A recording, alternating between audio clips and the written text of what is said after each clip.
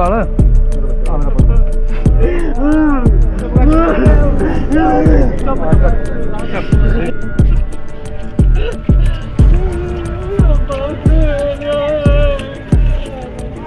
शहीद गुरप्रीत सिंह अमर रहे, शहीद गुरप्रीत सिंह अमर रहे, शहीद गुरप्रीत सिंह अमर रहे, शहीद गुरप्रीत सिंह अमर रहे। तस्वीरां डेरा बाबा नानक ਦੇ ਕੋਟਲੀ ਸੂਰਤ ਮੱਲੀ ਦੇ ਨੇੜਲੇ ਪਿੰਡ ਮਲਕਪੁਰ ਦੀਆਂ ਹਨ, ਜਿੱਥੇ ਕਿ ਅੱਜ ਸ਼ਹੀਦ ਗੁਰਪ੍ਰੀਤ ਸਿੰਘ ਦਾ ਸਰਕਾਰੀ ਸਨਮਾਨਾਂ ਦੇ ਨਾਲ ਅੰਤਿਮ ਸੰਸਕਾਰ ਕੀਤਾ ਗਿਆ ਹੈ। ਤੁਹਾਨੂੰ ਦੱਸ ਦਈਏ ਕਿ ਭਾਰਤੀ ਫੌਜ ਦੇ ਵਿੱਚ 14 ਪੰਜਾਬ ਵਿੱਚ ਤੈਨਾਤ ਗੁਰਪ੍ਰੀਤ ਸਿੰਘ ਦੀ ਬੀਤੇ ਦਿਨੀ ਡਿਊਟੀ ਦੌਰਾਨ ਦਿਲ ਦਾ ਦੌਰਾ ਪੈਣ ਕਰਕੇ ਮੌਤ ਹੋਈ ਸੀ, ਜਿਸ ਤੋਂ ਬਾਅਦ ਅੱਜ ਉਹਨਾਂ ਦੀ ਮ੍ਰਿਤਕ ਦੇਹ ਨੂੰ ਪਿੰਡ ਲਿਆਂਦਾ ਗਿਆ ਸੀ ਅਤੇ ਸਰਕਾਰੀ ਸਨਮਾਨਾਂ ਨਾਲ ਇੱਥੇ ਅੰਤਿਮ ਸੰਸਕਾਰ ਕੀਤਾ ਗਿਆ ਹੈ। ਇਸ ਮੌਕੇ ਪੰਜਾਬ ਦੇ ਸਾਬਕਾ ਉਪ ਮੁੱਖ ਮੰਤਰੀ ਤੇ ਹਲਕੇ ਦੇ ਵਿਧਾਇਕ ਸੁਖਜਿੰਦਰ ਸਿੰਘ ਰੰਧਾਵਾ ਵਿਸ਼ੇਸ਼ ਤੌਰ ਤੇ ਪਹੁੰਚੇ ਹੋਏ ਸਨ। ਹਾਲਾਂਕਿ ਕੋਈ ਵੀ ਪੰਜਾਬ ਸਰਕਾਰ ਦਾ ਪ੍ਰਸ਼ਾਸਨਿਕ ਅਧਿਕਾਰੀ ਉੱਥੇ ਨਹੀਂ ਪਹੁੰਚਿਆ। ਇਸ ਮੌਕੇ ਪਰਿਵਾਰਕ ਮੈਂਬਰਾਂ ਨੇ ਕਿਹਾ ਕਿ ਉਹਨਾਂ ਨੂੰ ਮਾਣ ਹੈ ਕਿ ਉਹਨਾਂ ਦੇ ਪੁੱਤਰ ਨੇ ਦੇਸ਼ ਦੀ ਸੇਵਾ ਕਰਦੇ ਹੋਏ ਹੀ ਆਪਣੀ ਜਾਨ ਗਵਾਈ ਹੈ। ਸ਼ਹੀਦ ਗੁਰਪ੍ਰੀਤ ਸਿੰਘ ਦੇ ਮਾਮਾ ਏਐਸਏ ਰਣਜੀਤ ਸਿੰਘ ਨੇ ਕਿਹਾ ਹੈ ਕਿ ਉਹ 2013 ਵਿੱਚ ਭਾਰਤੀ ਫੌਜ ਵਿੱਚ ਭਰਤੀ ਹੋਇਆ ਸੀ।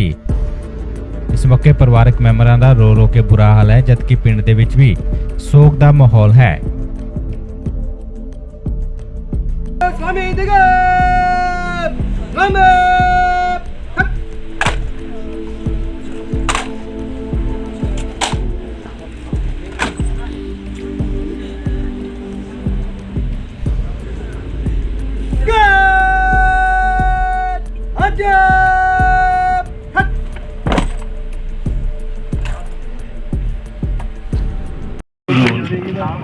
ਵੱਡਾ ਭਰਾ ਉਹ 3 ਮਹੀਨੇ ਛੁੱਟੀ ਕਿਤੋਂ ਕੱਟ ਕੇ ਗਿਆ।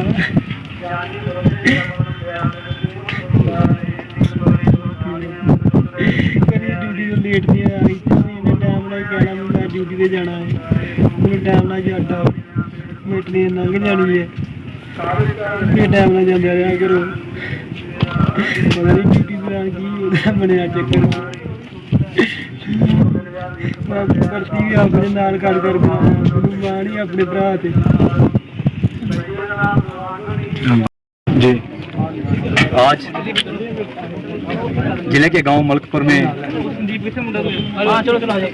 14 पंजाब रेजिमेंट के सिपाही गुरप्रीत सिंह जो कश्मीर में तैनात थे, इनकी यूनिट कश्मीर में तैनात थी राजौरी सेक्टर में। अभी 4 महीने हुए वो उनकी ट्रांसफर जो आतंकवाद से प्रभावित क्षेत्र है सोपर में YRR में हुई। बहुत ड्यूटीफुल थे। जब भी छुट्टी आते माँ से अक्सर कहना कि माँ मैं कभी भी ड्यूटी में लेटी हूँ, अगर तूने सपने देख के मुझे भारतीय फौज में भेजा है तो जब भी वक्त आएगा मैं कभी भी पीठ नहीं दिखाऊंगा। पहाड़ टूटा है परिवार पर। तो कुछ महीने पहले, कुछ साल पहले सिर से पिता का साया चला गया, लेकिन बड़ी हिम्मत से माँ ने बच्चों को संभाला। आज भी मैंने देखा उस माँ के जज्बे को मैं सैल्यूट करता हूँ, जिस माँ ने अपने बेटे को सीने से लगाया लेकिन आंखों में आंसू नहीं आने दिए। उस माँ ने कहा कि मेरा बेटा ड्यूटी करते हुए शहीद हुआ है, मुझे उसकी माँ कहलाने पर गर्व है।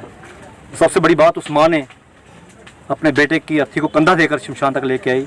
ये अन्य माँओं के लिए प्रेरणा स्रोत है। सुना आज उनकी यूनिट के जवान भी आए हैं, जो उनके पार्थिव देह के साथ आए हैं। सुरदार साहब, हवलदार साहब आए हैं।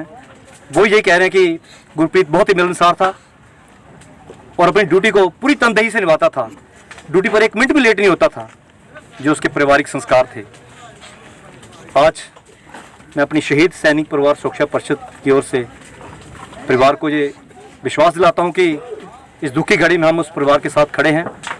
इस परिवार को बिखरने नहीं देंगे, टूटने नहीं देंगे, इस परिवार का मनोबल बना के रखेंगे। साथ ही मैं पंजाब सरकार से बेनती करता हूं कि 27 साल का ये जवान जो है ड्यूटी करते हुए अपनी शहीदी दे गया।